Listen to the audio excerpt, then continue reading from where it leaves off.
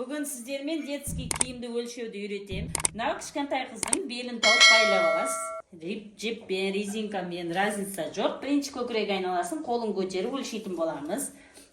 Мына 56, сосын белін өлшейсіз.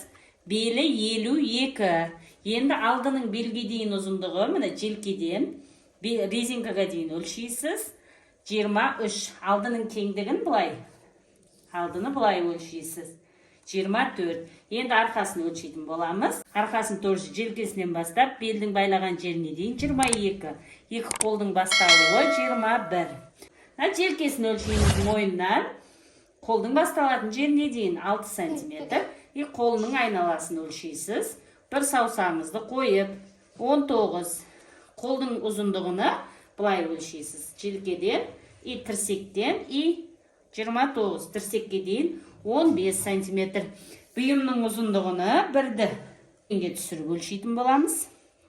Міне тізеге дейін болса, тізеге дейін 29, 52. 52, 29 бұл тізеге дейін. Көйлекті ұзын істейтін болсаңыз, міне ұзындығын осылай аласыз да.